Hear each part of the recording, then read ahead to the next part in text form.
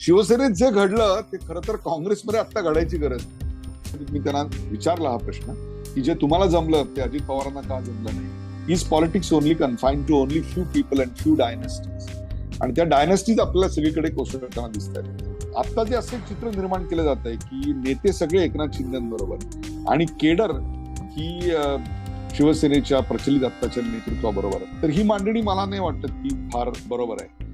लोकांना काय वाटतं याच्यावर सुप्रीम कोर्टाचे निर्णय नसतात.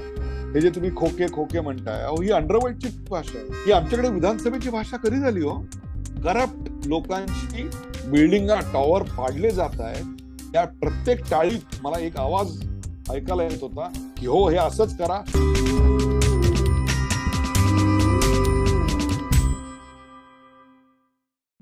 नमस्कार, मी विनायक पाचलत आणि थिंक बँकच्या बिहाइंड द सीन्स मध्ये तुम्हा सगळ्यांचं मनापासून स्वागत.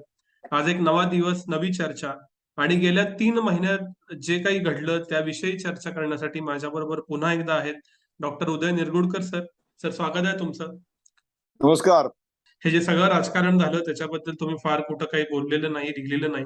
काही दिवसापूर्वी तुम्ही नवनियुक्त मुख्यमंत्री एकनाथजी शिंदे यांची मुलाखत 1.5 तासाची जवळपास मध्यरात्री ठाण्यात घेतलीत. त्या अनुषंगाने खूप गोष्टी कदाचित तुम्हाला कळल्या असतील त्या सगळ्या राजकारणाच्या दृष्टीनं. त्यामुळे सर, पहिला प्रश्न हाच आहे. गेल्या 3 महिन्यात जे काही झालं, 10 जूनला सुरुवात झाली असं आपण म्हणूया. राज्यसभा, विधान परिषद, सत्तांतर, नवीन सत्ता आल्यानंतर 40 दिवस मंत्रिमंडळ नसणं आणि आज जवळपास 50-55 दिवस झालेत नवं सरकार येऊन. काय, कसं या तुम्ही सगळ्या घटनाक्रमाकडे बघता? काय तुमचं विश्लेषण? एकनाथ शिंदे यांनी स्वतःच्या पक्ष नेतृत्वावर नाराज होऊन एक विशिष्ट अशा स्वरूपाच्या उठावाची भूमिका घेतली. त्या उठावाच्या त्यांच्या भूमिकेला त्यांना त्यांच्या पक्षातून विलक्षण समर्थन लाभलं आणि 50हून अधिक आमदार आणि जवळपास 12 का 13 खासदार हे त्यांच्याबरोबर त्यांच्या भूमिकेला प्रमाण मानून प्रचलित पक्ष नेतृत्वाच्या विरोधात जाते झाले आणि एक प्रकारे स्वतःचीच शिवसेना खरी असा दावा ते करू लागले. ही माझ्या दृष्टीनं भारतीय राजकारणातली, महाराष्ट्राच्या राजकारणातली उलथापालथ करणारी घटना आहे. याचं कारण 8 मंत्र्यांनी की जे प्रसिद्ध मंत्री होते त्यांनी राजीनामा देऊन असा एक पवित्रा घेतला की आता मंत्रीपद गेलं तरी 72, परंतु ज्या कारणाकरता म्हणून 2019 साली आपण एकत्र निवडणूक लढवलेली होती त्याच कारणाकरता आपण एकत्र आलं पाहिजे भारतीय जनता पक्षाबरोबर. ज्या मोदीजींचा फोटो वापरून आम्ही मतं मागितली त्यांच्या प्रतीची ही कृतज्ञता व्यक्त करण्याची वेळ आहे.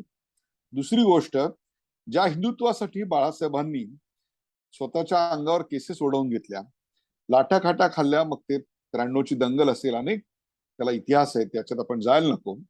त्या हिंदुत्वापासून आम्ही फारकत घेतलेली आहे पक्ष म्हणून, ते आम्हाला मान्य नाही. आणि तिसरी गोष्ट त्यांनी महत्वाची सांगितली म्हणजे पक्ष नेतृत्व हे आम्हाला कुठल्याही गोष्टीसाठी उपलब्ध नव्हतं. विशेषतः राष्ट्रवादी काँग्रेस ज्यांच्याबरोबर आम्ही घरोबा करायला नको होता, ते बाळासाहेबांच्या विचारांच्या विरोधात होतं. त्यांच्याशी घरोबा केल्यानंतर पद्धतशीररित्या निधी असेल किंवा कार्यकर्त्यांची गळचेपी असेल, या बाबतीत आम्हाला अक्षरशः आमच्या मतदारसंघात तोंड दाखवणं मुश्किल झालेलं आहे.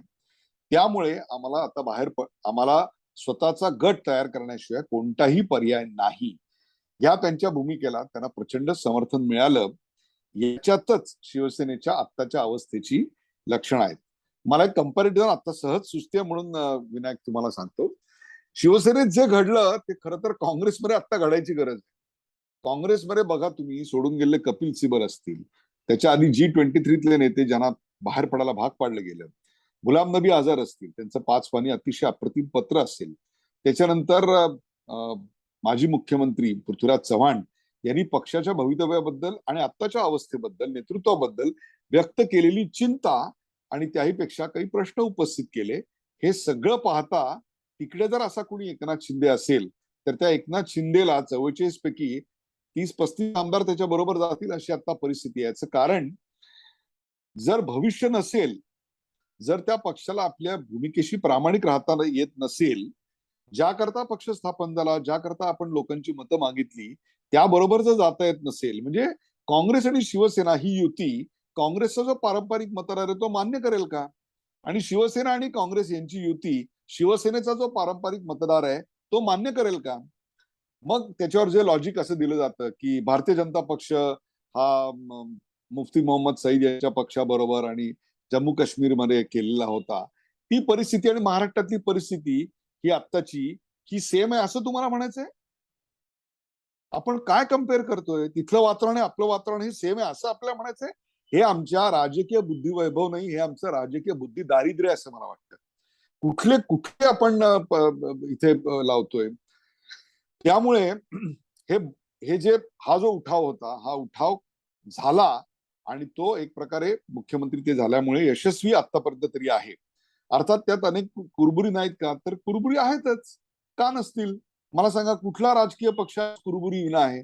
काँग्रेसमध्ये कुरबुरी नाहीये, भारतीय जनता पक्षात कुरबुरी नाहीत असं वाटतं, एनसीपीत नाहीयेत असं वाटतं, असं अजिबात नाहीये. त्यामुळे पक्ष म्हटला, राजकीय पक्ष म्हणला आणि त्याला यश मिळते असं म्हणला की जसं सत्तेच्या गुळाला अनेक मुळे चिकटतात तसे ते गोष्टी होतच असतात. परंतु ती भूमिका जनतेला पटते का हा खरा सवाल आहे. आज जनतेनं निवडून दिलेले इतके लोक स्वतःच्या भवितव्याविषयी चिंता व्यक्त करत स्वतःच्या भवितव्याचा योग्य निर्णय असं सांगत जेव्हा एकनाथ शिंदे यांच्या मागे उभं राहतात तेव्हा त्या उठावाला एक वेगळा अर्थ निश्चित प्राप्त होतो.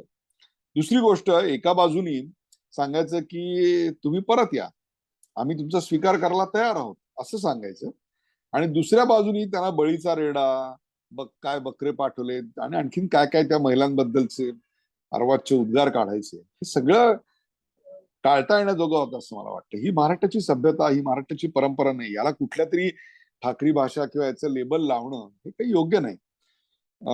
शेवटी जे आपण पेरतो ते आपल्यावर उलटू शकतं, आपल्यावरच उगवू शकतं. त्यामुळे शिवसेनेत जे घडलं ती खतखत बरेच दिवस होती. जे होणार असं वाटत होतं ते घडलं.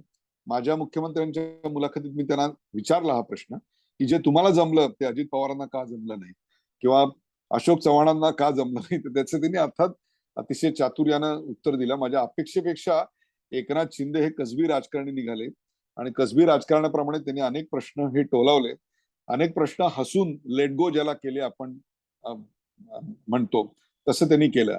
परंतु एक प्रामाणिक कळकळीनं काम करायची इच्छा असलेला, बाळासाहेबांच्या विचारावर निष्ठा असलेला, आनंद यांच्या कार्यांनी प्रभावित झाला असा एक मुख्यमंत्री असं त्यांचं स्वरूप आतापर्यंत तरी पुढे आलेलं आहे. जी आतापर्यंतची दीड महिन्यातली त्यांची कामगिरी आहे, मग ते आता आज दुपारी जेव्हा मी तुमच्याशी बोलतोय त्या चांदणी चौकामधल्या ट्रॅफिक करता स्वतः उभं राहून तिकडे ते करणं, हा तो जो कार्यकर्ते पण जे गेले 30-35 वर्ष आम्ही ठाणेकर बघत आलेलो आहोत, की मी त्यांना तो प्रश्न विचारलाय. म्हणजे आता मला अजूनही असं वाटतं की एखाद्या ठिकाणी अशी काही समस्या आली तर एकनाथ शिंदे स्वतः लगेच बाया मागे करतील आणि पॅन्ट वरती करतील आणि तिकडे त्या पाणी साठलं असेल तर काय तिकडे जाऊन एखाद्याचा जीव वाचवतील किंवा एखाद्याला उचलून घेऊन येतील. हा त्यांचा पिंड आहे. हे मुख्यमंत्र्यांनी करावं न करावं हा वेगळा मुद्दा आहे, का ते करवून घ्यावं हा वेगळा मुद्दा आहे. पण this is what Eknath Shinde is all about and this is what people have liked it over a period of time. हे सगळं शिवसेनेला अवॉइड करता आलं असतं असं मला वाटतं. आणि मराठी माणसांच्या एका संघटनेमध्ये अशा प्रकारे बेबनाव निर्माण व्हावा ही अतिशय दुर्दैवाची बाब आहे. आणि उद्धव ठाकरेंच्या बाबतीत हे घडावं याचं व्यक्तिगत मला निश्चितच खंत वाटते की हे जर त्यांनी अवॉइड केलं असतं आणि सुसंवाद ठेवला असता, लोकांच्या गाठीबिटी झाल्या असत्या तर कदाचित हे अवॉइड झालं असतं. अर्थातच आता सुप्रीम कोर्टाच्या निकालाची टांगती तलवार एक प्रकारे या सगळ्याच्यावर आहे. परंतु महाराष्ट्राच्या राजकारणाने जो एक प्रश्न शेवटच्या स्वगतामध्ये एकनाथ शिंदे यांनी विचारला तो फार महत्वाचा आहे. सामान्य घरात शेतकऱ्याच्या कुटुंबात जन्माला आलेल्या, ज्यांनी अतिशय साधं काम करत सुरुवात केली, त्या माणसाला महाराष्ट्राचा मुख्यमंत्री व्हायचा अधिकार नाहीये का? का तो फक्त महाराष्ट्रातल्या सिलेक्ट सत्तारूढ राजघराण्यातल्याच लोकांना आहे? हा प्रश्न हा प्रश्न लोकांच्या मनाला स्पर्श करून जातो. या प्रश्न करताना असं वाटतं की is politics only confined to only few people and few dynasties? आणि त्या डायनेस्टीज आपल्याला सगळीकडे कोसळताना दिसत आहेत. तिथे मुफ्ती मोहम्मद सईद घराणं हे आपल्याला कोसळताना दिसलं, तिकडे लालू घराणं कोसळताना दिसलं, इकडे गौडा हे फक्त कर्नाटकातल्या काही भागापुरते सीमित झाले. तसंच इकडे ठाकरे घराण्याच्या वर्चस्वाला हा एक प्रकारे सुरुंग लागला. त्या विचारसरणीला सुरुंग लागलेला नाही तर त्यांच्या नेतृत्वाला सुरुंग लागला आणि एक सामान्य माणसाचा आवाज पुढे आला, अशी जी एक आता गोष्ट पुढे येते ती मला माझ्या दृष्टीनं एक या सगळ्या प्रकरणाचा काय म्हणू ज्याला आपण टेक अवे होम आहे भारतीय राजकारणासाठी असं वाटतं. सर तुम्ही जे मुद्दे मांडले त्यातला एक मुद्दा असा महत्वाचा आहे की जनतेला काय पटतंय किंवा जनतेच्या डोक्यात काय. तर आत्ताच्या घडीला असं दिसतंय की एका बाजूला जनतेला उद्धव ठाकरेंबद्दल सहानुभूती पण आहे. या नव्या सरकारबद्दल क्युरिओसिटी पण आहे. एकनाथ शिंदे हे तसे ठाण्याबाहेर परिचित नव्हते जरी मंत्री असले, विरोधी पक्षनेते राहिले काही दिवस गेल्या सरकारमध्ये. मग धर्मवीर सिनेमा आला. 50 खोके एकदम ओके ही घोषणा पण आता अगदी कालच्या बेंदूरला कोणीतरी रंगवलेली दिसली. तर एकूणच आता जनतेनं हे सरकार स्वीकारलंय का? का ते कन्फ्युज्ड आहेत? तुम्हाला काय दिसतं?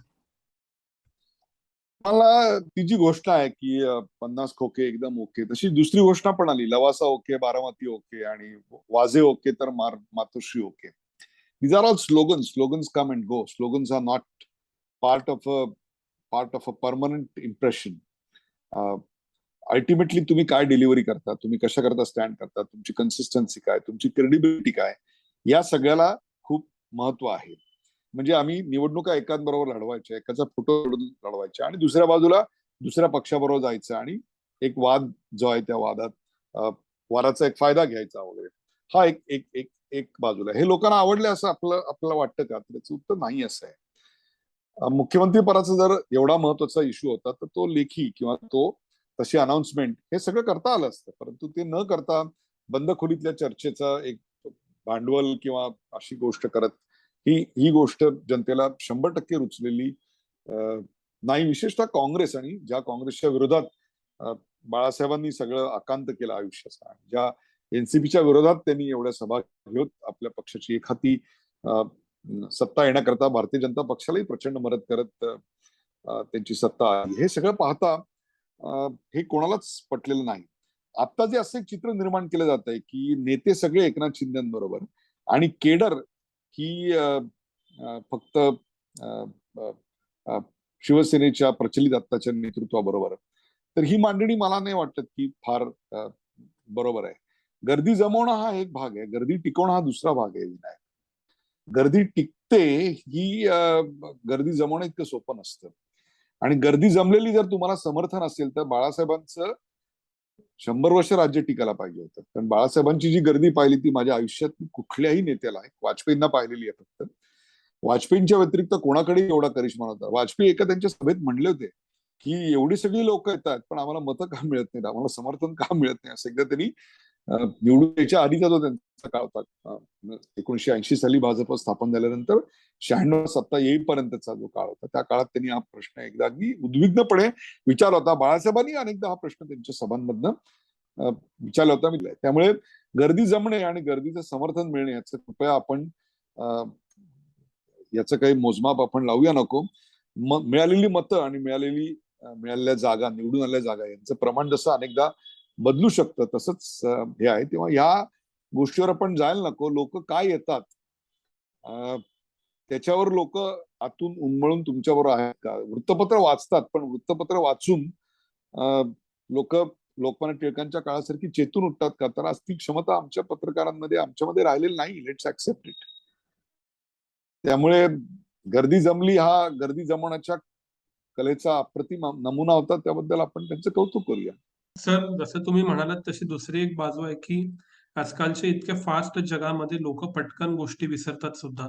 वेव्हज येतात. तर ज्या पद्धतीनं हे प्रकरण घटनापीठाकडे गेलंय, ज्या पद्धतीनं या सगळ्यामध्ये वेळ गेलेला आहे आणि ज्या पद्धतीनं महापालिका निवडणुका सुद्धा काही आठवडे, काही महिने तरी पुढे सरकलेल्या आहेत. तर हे ज्या ऍक्शन रिएक्शन्सच्या प्रतिक्रिया आहेत, या सगळ्याच्या पलीकडे जाऊन राजकारण खेळलं जाईल का? आणि त्यासाठीची ही सगळी पूर्वपीठिका आहे का? की आता म्हणजे उदाहरणार्थ जो इंटरेस्ट महिना दीड महिन्यापूर्वी आपल्या सगळ्यांनाच होता या विषयात, तो आता तेवढा कदाचित राहिलेला नाही. मग सगळं शांत होऊ दे आणि मग परत राजकारण करू, असा याच्या पाठीमागचा अँगल दिसतो. नाही, तो राहिलेला नाही याचा अर्थ ते मॅटर लाईव्ह नाही असं नाही. लोकांना काय वाटतं याच्यावर सुप्रीम कोर्टाचे निर्णय नसतात. सुप्रीम कोर्टाचे निर्णय हे परमपूज्य बाबासाहेब आंबेडकरांनी घालून दिलेल्या घटनेच्या आधारे आणि केलेल्या कायद्यांच्या आधारे आणि आतापर्यंत झालेल्या निकालांच्या आधारेच दिले जातात. ते तसंच असलं पाहिजे. आता माननीय सर्वोच्च न्यायालयाच्या समोर काय आहे तर हे जे 16 आमदार पहिले काय होते, त्यांचा जो काही डिस्क्वालिफिकेशनचा एक विषय आहे, तो एक विषय त्यांच्याकडे चर्चेला. आणि दुसरं म्हणजे कोणता गट खरा आहे याच्यातला, उद्धव ठाकरे यांच्या नेतृत्वाखालची शिवसेना खरी का एकनाथ शिंदे यांच्या नेतृत्वाखालची शिवसेना खरी, या दोन्हीचे निकाल लागायचे आहेत. खरं तर यातल्या एकाचा किंवा दोन्हीचा फैसला लागला असता जर उद्धव ठाकरे यांनी राजीनामा न देता, ज्याला आपण विधानसभेत जाऊन स्वतःचं बहुमत सिद्ध केलं असतं किंवा बहुमताला सामोरे गेले असते आणि भले तरी त्यांचा पराभव झाला असता. परंतु त्यांनी ते करणं विविध कारणांनी टाळलं. ते टाळणं योग्य की अयोग्य, त्यांना मिळालेला सल्ला योग्य की अयोग्य, त्यांनी घेतलेली भूमिका योग्य की अयोग्य, हा नंतरचा मुद्दा आहे. त्याच्याविषयी आता बोलण्यात काही अर्थ नाही. परंतु कारण आता हे होऊन गेलंय, त्याच्याविषयी काय नो पॉइंट इन डिस्कसिंग. परंतु ते न घडल्यामुळे आता हे मॅटर सुप्रीम कोर्टामध्ये गेलं आणि सुप्रीम कोर्ट एक प्रकारे याची छाननी करणार आहे आणि भारतीय लोकशाहीसाठी अतिशय पथदर्शी असा निकाल येणं अपेक्षित आहे. अनेक मुद्दे आहेत त्याच्या दोन्ही बाजूचे. प्रकरण न्यायप्रविष्ट असल्यामुळे याविषयी जास्त भाष्य करणं योग्य नाही. परंतु एक मात्र नक्की की याच्यामध्ये सुप्रीम कोर्ट त्याच्या निर्णयातून सुप्रीम कोर्टाच्या अधिकार मर्यादा, कायद्याची इंटरप्रिटेशन, इलेक्शन कमिशनचा अधिकार, त्याचे इंटरप्रिटेशन, केलेल्या कृत्याचा जो घटनाक्रम आहे त्या घटनाक्रमाची एक प्रकारे छाननी, हे सगळं एक प्रकारे घुसळून निघणार आहे आणि हा घटनापीठाकडे गेलेला आहे. म्हणजे हा काही this will go to a 5 bench. So it will be a sort of a remarkable judgement which will be remembered for a very long time till another judgment of its kind come and sort of takes that top position of or importance on rebel. कारण त्यांनी जो हा stance घेतला एकनाथ शिंदे यांच्या गटाने की आम्ही कुठे दुसऱ्या पक्षात गेलोय, आम्ही कुठे पक्ष सोडलेला आहे, आम्ही तर आमच्याच पक्षातल्या नेतृत्वाविरुद्ध काही प्रश्न उपस्थित केले आणि ते नेतृत्व आम्हाला उपलब्ध नव्हतं, ते नेतृत्व योग्य ते निर्णय घेत नव्हतं, ते नेतृत्व ज्या तत्वांवर काम करायला पाहिजे तत्व ते काम करत नव्हतं, म्हणून आम्ही आमच्याच पक्षात नेतृत्व बदलाची प्रक्रिया केलेली आहे. आणि ते जर पाहिलं तर सेक्शन 10 मधले जे अनेक अ ब क असे सगळं एबीसी आहे त्याच्यामध्ये ते बरोबर बसतंय. असं तरी आता आता हरीश साळवेंचं जे आर्ग्युमेंट आहे की त्यानंतरची जी सगळी गोष्ट आहे त्याच्यात आपल्या आत्ताच्या समोर येत आहे. परंतु अजूनही कोर्टाचा निकाल यायचा आहे, त्यामुळे त्याविषयी आता भाष्य करणं योग्य होणार नाही. परंतु त्यातनं भारतीय राजनैतिक यांना, आपल्या सगळ्या पत्रकारांना शिकण्यासारख्या भरपूर गोष्टी असतील, यात काही शंकाच नाही. सर, ही जी अंतर्गत रिबेलची जी गोष्ट आहे, त्यासाठीच एकनाथ शिंदे यांना मुख्यमंत्री करण्यात आलं का? ही तात्पुरती सोय आहे का एकनाथ शिंदेच 2024 पर्यंत मुख्यमंत्री राहतील? कोणताही घटनापीठाचा, माननीय न्यायालयाचा निर्णय आला तरी तुमचा गेस काय आहे पॉलिटिकल? घटनापीठाचे 3 प्रकारचे निर्णय येऊ शकतात. एक तर ते म्हणतील की एकनाथ शिंदे यांनी केलं ते कायद्याला धरून नाही, त्यामुळे त्याच्यावर एक फुली मारतील. मग तसं झालं तर एक वेगळी परिस्थिती निर्माण होऊ शकते. किंवा ते म्हणतील की नाही, त्यांनी केलं ते बरोबर आहे, कायद्याला धरून अनुसरून नये, तर एक वेगळी परिस्थिती निर्माण होईल.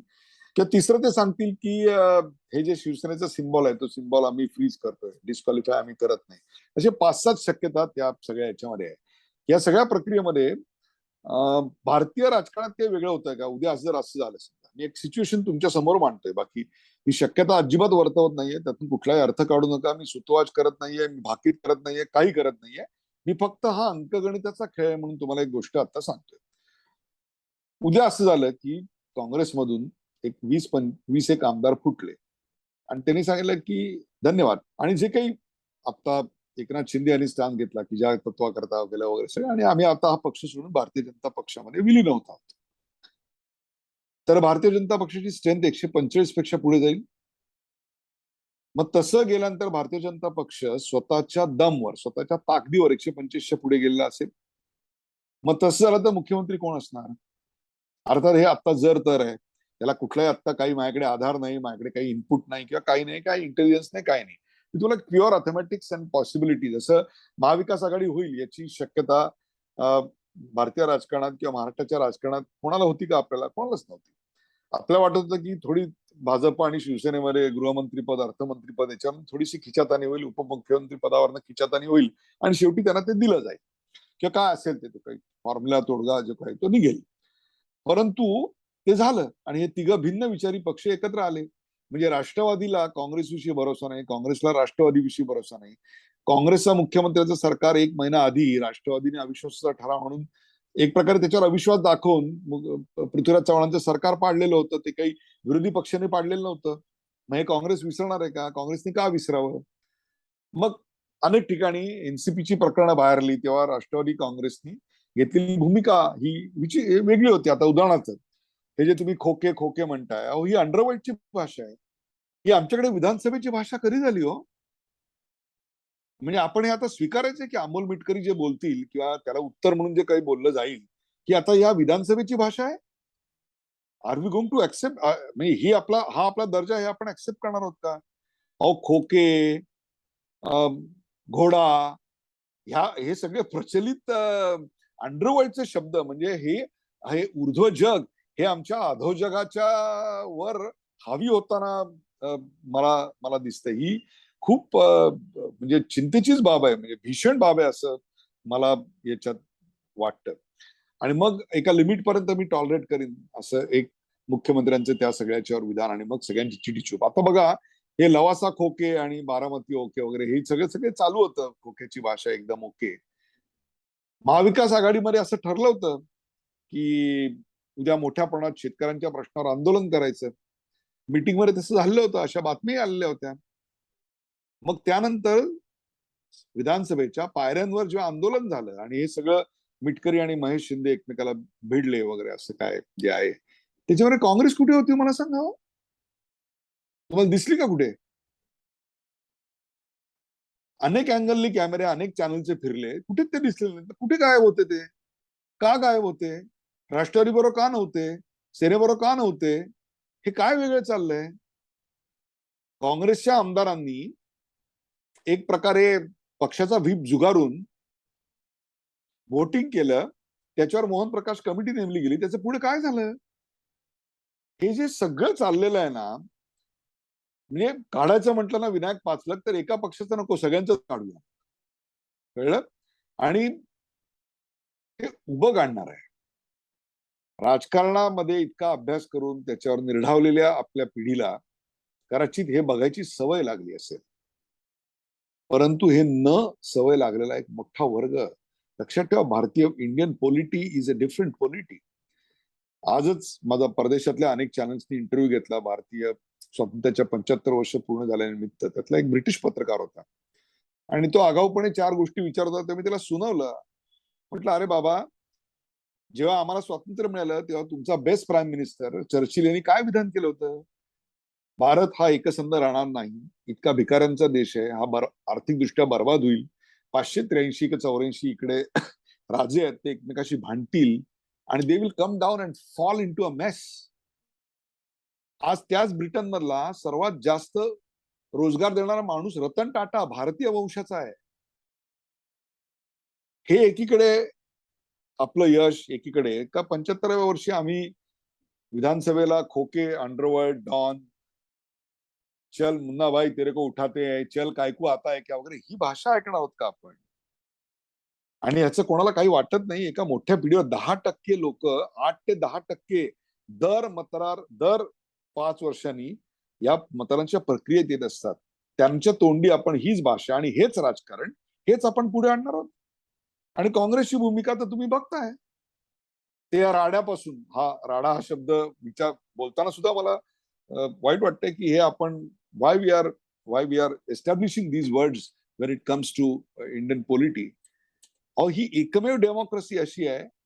बघा तुम्ही श्रीलंका, आज काय अवस्था आहे? इथे पूर्णपणे यादवी माजले, आर्थिक यादवी, पॉलिटिकल यादवी. पाकिस्तान 58, 71 आणि 2000 नाही 1998 3 वेळा राजकीय भूकंप घडले आणि मिलिटरीनी सगळं टेक ओव्हर केलं. असंख्य मिलिटरीचे इतर अटेम्प्ट फेल गेले. बांगलादेश 2000च्या नंतर तिकडेही पॉलिटिकल कू झाला. 71ला त्यांना स्वातंत्र्य मिळालं, 76ला मुजीबुर रहमानची हत्या झाली आणि लष्कराने उठाव केला. म्यानमार, बार्मा तर बोलायलाच नको, अफगाणिस्तान विषयी तर बोलूयाच नको. म्हणजे जो आपला पूर्वीचा भारत, ज्याला आपण हिंदुस्थान म्हणतो, त्या हिंदुस्थान मधला भारत हा एकमेव देश सोडला तर बाकी सगळ्या राष्ट्रात लोकशाहीचा प्रयोग फसलेला आहे. आणि त्याची 75 वर्ष ती स्ट्रॉंग डेमोक्रेसी, एकमेव डेमोक्रेसी की जी 50% आमदारांना, 50% खासदारांना सक्सेसिव्ह इलेक्शन मध्ये घरी बसवते. मला एक निवडणूक अशी दाखवा and I'm a trained cephalogist and perhaps the first cephalogist in the country who has got doctorate. मी अधिकारवाणीने अभ्यास करून तुम्हाला सांगतो, अडाणी, अशिक्षित, 2 दारूच्या बाटल्या आणि चिकन मटण दिलं तर विकले जाणारा समाज असं आपण म्हणतो, त्या समाजाने मोस्ट चमत्कारिक, अशक्य अशा गोष्टी केलेल्या आहेत. Who thought ever that Indira Gandhi can be defeated? Who can ever thought that ज्या पक्षाला 415 जागा मिळाल्या होत्या त्याला 44 जागांवर आणून ठेवलंय त्यांनी. एकेकाळी मायावतीचा बोलबाला काय होता, आज मायावती कुठे आहेत मला सांगा. मुलायम यांना कोणी चॅलेंज करू शकेल युपी मध्ये असं वाटलं होतं आपल्याला. 30 वर्षाची डाव्यांची पश्चिम बंगाल मधील सत्ता कधी बाजूला होईल याचं एक सुताराम तरी कोणी पाहिलं तर स्वप्न. Do not under estimate the Indian voters. I am अमेज बाय इट. म्हणून तर माझं पीएचडीचा थिसिस आणि त्याच्यावरचं पुस्तक मी हे भारतीय जनतेच्या ज्याला आपण एक कलेक्टिव्ह विजडम म्हणतो त्याला अर्पण केलेलं आहे. आपण या कलेक्टिव्ह विजडमला याच्यात अंडर एस्टिमेट करतोय. ते सगळे हे बघतायत आणि त्याच्यावरची रिॲक्शन देत आहेत. आज ते ट्विन टॉवर पडले नोएडा मधले, तुम्ही पाहिली असतील ती चित्र. लोकांनी टाळ्या वाजवल्या,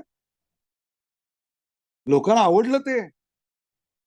करप्ट लोकांची बिल्डिंग टॉवर पाडले जात आहेत. त्या प्रत्येक टाळीत मला एक आवाज ऐकायला येत होता की हो, हे असंच करा आणि करप्ट राजकारणी आणि भ्रष्ट अधिकाऱ्यांचे सुद्धा तुम्ही अशी घरं पाडा. This is new awakening, this is new India. आपण या सगळ्या महाराष्ट्राच्या आत्ताच्या प्रोसेसमध्ये दुर्दैवानी ही जी भावना आहे त्याला या सगळ्या बिट्रायल मध्ये, या धोकाधडीमध्ये, या खंजीर खुपसण्यामध्ये, या एकमेकाला वन अपमनशिप मध्ये, पॉवर गेम मध्ये कुठेतरी अंडर एस्टिमेट करतोय असं मला वाटतं. आणि ती खूप भीषण बाब आहे. नवीन पिढी हे स्वीकारत नाही. आणि याचं जे काही प्रतिबिंब आहे ते जेव्हा किंवा 2 वर्षांनंतर 2.5 वर्षांनंतर निवडणुका होतील त्याच्यात नक्की उमटलेलं आपल्याला दिसणार आहे. सर, मला काँग्रेसबद्दल बोलायचं आहे, पण मी त्याच्याबद्दल नंतर पुढे येईन, कारण खूप गोष्टी घडतायत काँग्रेसमध्ये.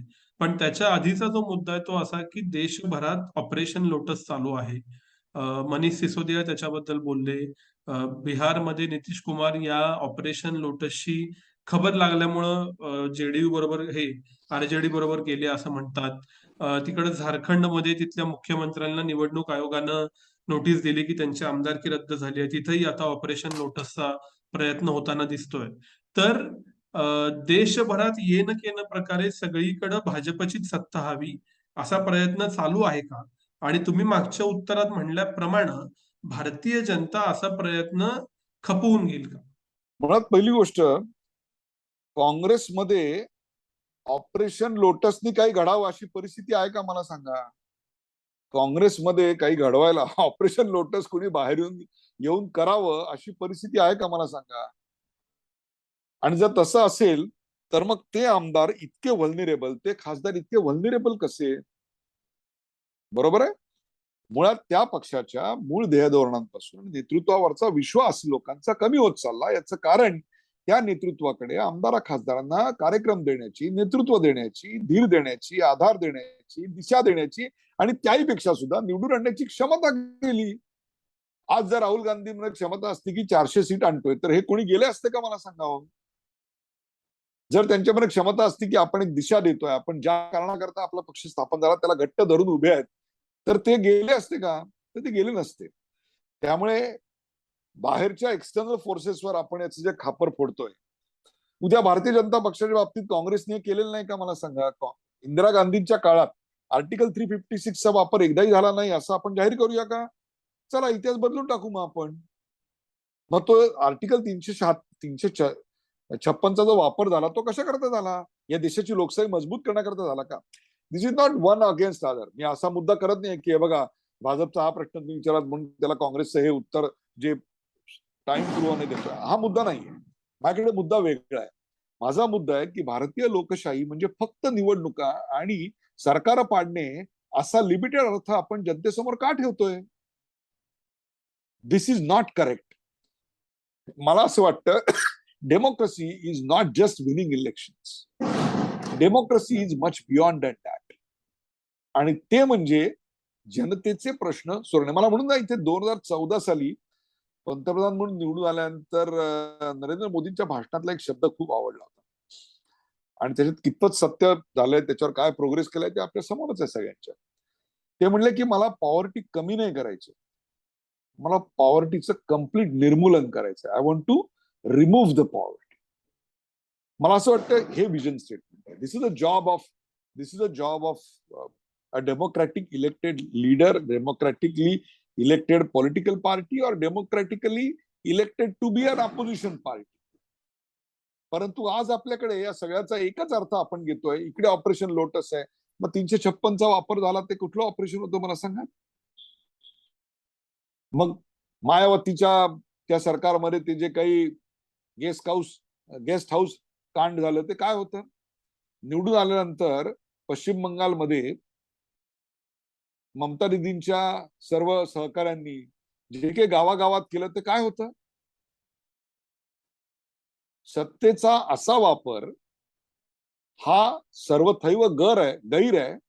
तसंच केवळ सत्ता कारण, केवळ निवडणुका जिंकणे म्हणजेच लोकशाही आणि म्हणजेच पॉलिटिक्स असा त्याचा लिमिटेड अर्थ कृपा करून आपण रुजवू नये कोणी. याचं कारण मग मी सांगितलं, या देशामध्ये 75 वर्षात सर्वात घडलेली उत्तम गोष्ट काय.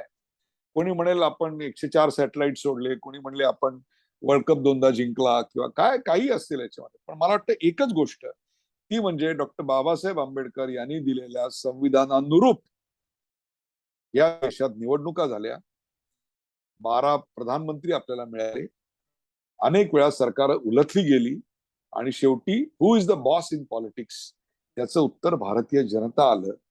ही सर्वात मोठी गोष्ट आहे. तुम्ही त्याला आज अंडर एस्टिमेट करू शकाल. 4 वर्षांनी, 3 वर्षांनी, 2 वर्षांनी, 5 वर्षांनी जेव्हा निवडणूक आहेत तेव्हा या सगळ्याचं उत्तर आपल्याला मिळत असतं. ते इंदिरा गांधींना मिळालं, ते मोरारजी देसाईंना मिळालं, ते चौधरी चरण सिंगांना मिळालं, ते व्ही.पी. सिंगांना मिळालं, सगळ्यांना मिळालेलं. सर, महाराष्ट्रात जे काही घडलं त्याच्याबद्दलचं उत्तर मुंबई महापालिकेत मिळणार असं म्हणतात. त्यामुळेच मला तुम्हाला असं विचारायचं आहे की आत्ताच्या घडीला मुंबई महापालिकेची परिस्थिती काय आहे, आणि त्याला अनुषंगिक 1-2 प्रश्न यातच विचारतोय, कारण मग मला काँग्रेसकडे जायचं. ते असं की जी काही नवीन मंत्रिमंडळाची रचना झाली त्याच्यामध्ये एकाच वेळेला देवेंद्र फडणवीसांसारखी व्यक्ती आधी उपमुख्यमंत्री झाली, पण गृह आणि अर्थ अशी दोन्ही खाती ठेवून एक प्रकारे सुपर सीएम झाली. दुसऱ्या वेळेला राधाकृष्ण विखे पाटलांसारखा माणूस की जो काँग्रेसमधून आला होता, त्याला महसूल मंत्री पदासारखं मोठं पद दिलं गेलं. तिसऱ्या वेळेला तिसरी बाजू म्हणजे चंद्रकांत दादा पाटलांना उच्च व तंत्र शिक्षण मंत्री करण्यात आलं. प्रदेशाध्यक्षपदी बावनकुळे यांची नेमणूक झाली, आणि आशिष शेलार पुन्हा मुंबईच्या भाजपच्या अध्यक्षपदावरती विराजमान झाले. येणाऱ्या सर्व स्थानिक स्वराज्य संस्थांच्या निवडणुका, त्यालाच जोडीला हा सगळा मंत्रिमंडळाचा विस्तार आणि त्यातनं दिले गेलेले मेसेजेस, या सगळ्याकडे कॉम्प्रिहेन्सिव्हली तुम्ही कसं बघताय? हे चांगला प्रश्न आहे. कोणाला आपल्या पक्षामध्ये कोणतं स्थान द्यावं आणि कोणतं खातं द्यावं हा सर्वस्वी त्या पक्षाचा आणि त्या पक्षातल्या नेतृत्वाच्या त्यावेळच्या परिस्थितींच्या केलेल्या आकलनातून आणि त्याच्यावरच्या आलेल्या निकष आणि निष्कर्षातून घडणारी गोष्ट असते. आता मग तुम्ही असं म्हणाल की आपल्याकडे जे आत्ताचे आपले परराष्ट्र मंत्री आहेत ते रिटायर झाले आणि ते डायरेक्ट आपल्याकडे परराष्ट्र मंत्री एस जयशंकर म्हणून आले. मग त्याच्याऐवजी भारतीय जनता पक्षामध्ये 8-8, 9-9 वेळा निवडून आलेली अशी जी काही लोक आहेत, ज्यांनी काही प्रदेशामध्ये काम केलेली आहेत, अशी काही मंडळी आहेत, त्यांच्यावर अन्याय झाला का? आज जयशंकर यांच्या कार्याविषयी तुम्ही काही बोट दाखवू शकता का? So I think the political party has to weigh the balances, weigh the options, and come out with the best possible, best acceptable solutions. याच्यामध्ये अनेक बंधनं असतात, अनेक गोष्टींचा विचार करावा लागतो. 10 पैकी 8 निर्णय बरोबर येऊ शकतात, 2 निर्णय चुकू शकतात. ते बदलायची संधी पक्षाला लगेचच प्राप्त होत असते की आपण केली ती गोष्ट चूक होती. हा त्यातला एक पहिला मुद्दा. दुसरी गोष्ट, अर्थ आणि गृह हे देवेंद्र फडणवीस यांच्याकडे आहे, त्याबद्दल एक ते सुपर सीएम असा तुम्ही एक शब्द वापरलात. तर मुळात पहिली गोष्ट, त्याच्याविषयी नाराजी एकनाथ शिंदे यांनी कधी व्यक्त केली आहे का?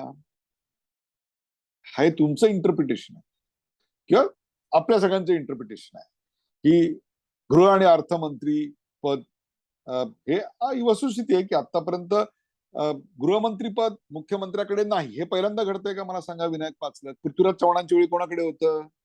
पृथ्वीराज चव्हाणांचे अर्थ कोणाकडे होतं? ते एनसीपी कडे होतं ना. मग तेव्हा आपण सुपर सीएम असा शब्द वापरला आणि वीक सीएम असा शब्द वापरला का? मी कोणाची बाजू घेतोय हा भाग नाही. एक लक्षात घ्या, खाते वाटप ही अतिशय नाजूक बाब असते. त्याच्यात अनेक गोष्टी दडलेल्या असतात, अनेक बंधन असतात, अनेक संधी असतात, अनेक स्कोप असतात. काही गोष्टी पॉलिटिकली वे करून कराव्या लागतात. उदाहरणार्थ, तुम्ही एक विधान केलं की राधाकृष्ण विखे पाटील, त्याचं मी मगाशी तुम्हाला उत्तर दिलं की बाहेरून आलेल्या व्यक्तीला त्याच्या त्याच्या गुणानुसार, त्याच्या त्याच्या उपलब्ध संधीनुसार आपल्याकडे संधी भारतीय जनता पक्ष काय काँग्रेस देत असते. आता समजा असं धरून त्याला काँग्रेसचं आता सरकार असतं आणि भारतीय जनता पक्षातली एक वजनदार व्यक्ती त्यांच्याकडे गेली असती, तर त्याला काय फलोत्पादन आणि असं एखादं खातं दिलं असतं का मला सांगा? हा, उद्या जर एनसीपी मधली एक प्रचंड मोठी व्यक्ती, आता स्पेक्युलेट करू शकता तुम्ही कुठलं नाव असू शकतं, ती जर भारतीय जनता पक्षामध्ये आली, ज्या ज्या व्यक्तीला आतापर्यंत उपमुख्यमंत्रीपद मिळाले, अर्थमंत्रीपद मिळाले, असं मिळालं तसं, तर त्यांना काय इथे आपण अशा प्रकारचं एखादं दारूबंदी खातं असं देणार आहोत का? असं देणार का समोरचा पक्ष? नाही. तर it will have to be वेळ. आता राहिला गोष्ट चंद्रकांतदादा पाटलांचं तुम्ही जे विधान केलेलं आहे, तर भारतीय राजकारणामध्ये आपल्याला अनेकदा असं दिसतं की काही विशिष्ट कारणाकरता व्यक्तीला आपल्याला असं वाटतं की अरे कमी दर्जाचं पद दिलेलं आहे, काय दिलेलं आहे, परंतु ते खरं तसं over a period of time तसं आहे का? त्याचं उत्तर नाही असं येतं आपल्याला. आज आशिष शेलारांचा तुम्ही उल्लेख केला. तुम्ही एक लक्षात घ्या, आज स्थानिक स्वराज्य संस्था विशेषतः मुंबई ही भाजपसाठी, शिंदे शिवसेनेसाठी आणि ठाकरे शिवसेनेसाठी हा आता तात्पुरता सुप्रीम कोर्टाचा निकाल लागेपर्यंतचा लोकांना समजावं म्हणून मी एक वाक्प्रचार करतोय. राष्ट्रवादीचे काही फार विशेष त्याच्यात मुंबईत आता स्थान नाही आहे, परंतु त्यांनी देखील ते खूप प्रयत्न केले. त्यांनी मागच्या 2.5 वर्षात प्रचंड मेहनत केली मुंबईत. आणि काँग्रेस अर्थातच त्यांची इकडे खूप चांगली मतं आहेत, असं नाही आहे की त्यांची मतं नाही आहेत. परंतु आता पुन्हा त्यात काय झालं, एक दलित उमेदवार होता, त्या दलित उमेदवाराला तुम्ही विधान परिषदेत निवडून आणू शकला नाही. त्याचा काय मेसेज गेला सगळ्या याच्यामध्ये? या सगळ्या पार्श्वभूमीवर भारतीय जनता पक्ष कितीवर होता मला सांगा? 82 वर होता. आणि शिवसेना कितीवर होती? 84 वर होती. जर ऑपरेशन लोटस करायचं होतं तर तेव्हाच करून 4 इकडे आणले असते तर विषय वेगळा झाला असता. असं नसतं. कुठली गोष्ट, कुठलं ऑपरेशन, कुठे आणि केव्हा करायचं, याचं काही मेडिकल सायन्स सारख्या इकडे सारखा नाही काढतायत. इथे फार वेगळ्या प्रकारची गणितं असतात, फार वेगळ्या प्रकारच्या गोष्टी होत असतात. त्या बरोबर की चूक हा मुद्दा नाहीये. परंतु जर भारतीय जनता पक्ष एक हाती किंवा शिंदे शिवसेनेच्या सहकार्याने मुंबई महानगरपालिकेवर त्यांचा ध्वज किंवा त्यांची सत्ता स्थापन करू शकली, वाईस वर्षा महाविकास आघाडी एकत्र राहून, मी पुन्हा एकदा सांगतोय एकत्र राहून, हे मी अंडरलाईन करतोय, याचं कारण आम्ही एकत्र असणार नाही असं काँग्रेसने विधान केलेलं आहे. म्हणजे मग काँग्रेस आता शिवसेनेच्या नगरसेवकाविरुद्ध उभा राहिल्यानंतर काय प्रचार करणार आहे की हे करप्ट आहेत, हे असे आहेत, हे तसे आहेत, कालपर्यंत एकत्र होते? हा प्रश्न प्रत्येक पक्षासमोर येणार आहे बरं का. शिंदे सरकारातल्या लोकांनाही उद्धव शहरीतल्या लोकांबद्दल असं बोलताना थोडं ते जडच, ते विचित्रच होणार आहे. अशा सगळ्या गोष्टी आहेत. अशा कठीण परिस्थितीत जर आशिष शेलार परफॉर्मन्स दाखवू शकले आणि जर ते सिंगल हँडेडली किंवा सत्तेच्या जवळ सिंगल हँडेडली पोहोचले आणि मग शिंदे सेना त्यांच्या बरोबर, म्हणून शिंदे सेना आता ऑथेंटिकली उल्लेख का करतोय, कारण तसा प्रश्न मी एकनाथ शिंदे यांना विचारला होता की तुम्ही कोणावर जाणार, तर निसंदिग्धपणे त्याचं उत्तर भारतीय जनता पक्ष असं दिलेलं होतं. स्थानिक स्वराज्य संस्थात तुम्ही कोणावर जाणार, त्यांनी निसंदिग्ध उत्तर भाजप दिलेलं होतं. यांची जर सत्ता आली तर शिवसेनेची 25 वर्षाची सत्ता तिथली ही जाईल आणि एक प्रकारे हतोत्साहित्व हे वाढत जाईल आणि संघटनेवरचा एक विश्वास या सगळ्यांनी डळमळीत होईल. अर्थात हे शिवसेनेच्या बाबतीत होतं का असं नाही, हे प्रत्येक पक्षाच्या बाबतीत होतं. आता काँग्रेसच्या बाबतीत होतंय, शिवसेनेच्या बाबतीत होतंय, भारतीय जनता पक्षाचे 2 होते तेव्हा तिथेही हतोत्साहितपणा होता. मरगळ ती येणारच आहे असं अपयश आल्यानंतर. हे जर आशिष शेलार आणू शकले तर त्यांच्या शिरपेचा तो मानाचा तुरा असेल आणि निश्चितच त्यांना ते दाखवण्याची संधी पक्षांनी उपलब्ध करून दिली आहे. माझं मत आहे की आता एखाद्या मंत्रिपदापेक्षा सर्वात महत्वाची जबाबदारी कुठली असेल भारतीय जनता पक्षामध्ये, तर ते प्रदेशाध्यक्षपद जे चंद्रशेखर बावनकुळे यांना मिळालेलं आहे. आणि दुसरं म्हणजे मुंबईचं अध्यक्षपद, ज्याच्यामध्ये या सगळ्या सत्ता नाट्याचा आपण काय म्हणू बालेकिल्ला आहे.